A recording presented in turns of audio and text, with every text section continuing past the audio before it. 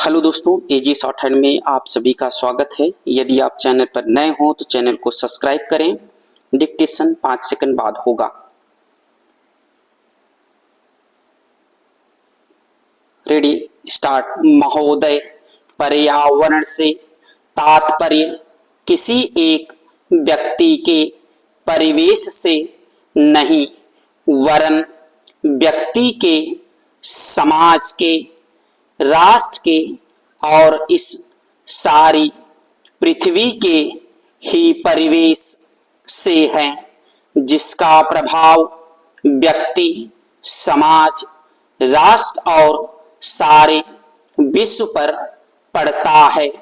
पर्यावरण से तात्पर्य पेड़ पौधों, नदी, पहाड़ या किसी तंत्र विशेष से नहीं वरन उस समग्र वास्तविकता से है जिस पर मानव मात्र का अस्तित्व और उसका संपूर्ण आध्यात्मिक एवं भौतिक विकास निर्भर है।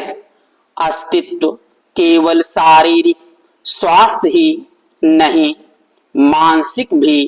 स्वस्थ शरीर में स्वस्थ मन ही अच्छे स्वास्थ्य की परिभाषा है।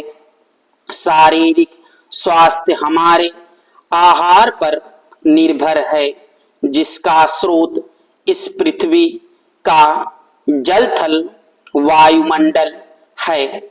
मानसिक स्वास्थ्य भी प्रकारांतर से इन्हीं पर निर्भर है, क्योंकि जैसा खाए अन्न वैसा बने मन। स्वस्थ जीवन पर सबसे अधिक प्रभाव हमारे चिंतन का, हमारी परंपराओं का और उन सब परिस्थितियों का पड़ता है जो हमारे ऊपर आरोपित हैं या की गई हैं या की जा रही हैं।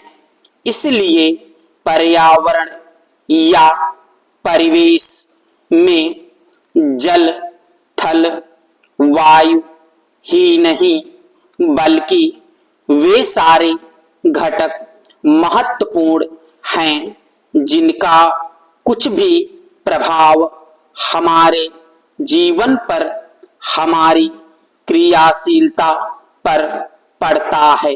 जैसे हमारे विचार, हमारे आचरण और हमारी परंपराएं एवं संस्कृति आदि। पैरा, सदा से मानव की आकांक्षा उन्नति और विकास की रही है।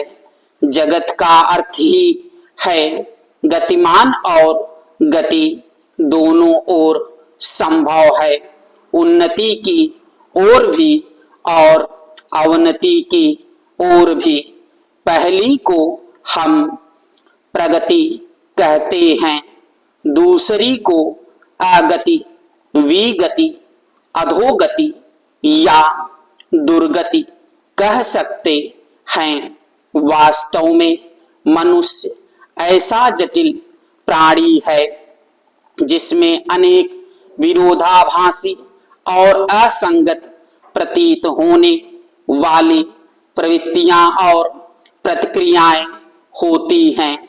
वह कानून और व्यवस्था की मांग करता है, किंतु चलचित्र, दूरदर्शन आदि में स्वतः भड़की हिंसा या खेलों में युक्तिपूर्वक की गई हिंसा अथवा अनीति में मंत्रमुग्ध भी हो जाता है।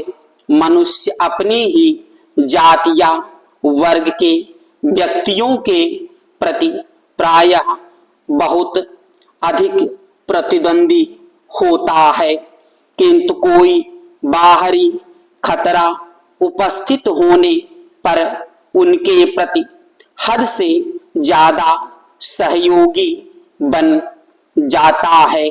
वह सड़कों पर या युद्धों में सामूहिक विनाश के प्रति उदासीन रहता है, किंतु किसी खान में फंसे हुए एक व्यक्ति या किसी कुएं में गिरे हुए एक बालक की रक्षा करने के लिए ढेरों साधन जुटा लेता है।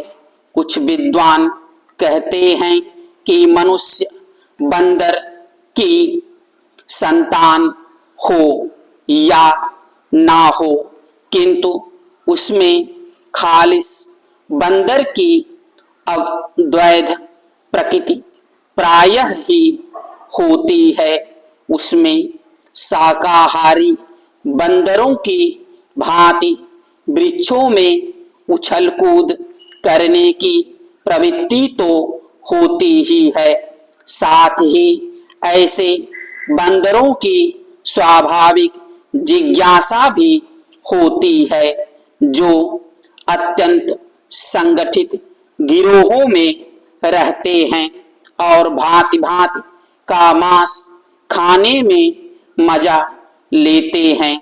मनुष्य की ऐसी परस्पर विरोधी इच्छा आकांक्षाओं से निपटना असंभव होता है, फिर भी किसी प्रकार का संतुलित मध्यम मार्ग अपनाना अनिवार्य होता है।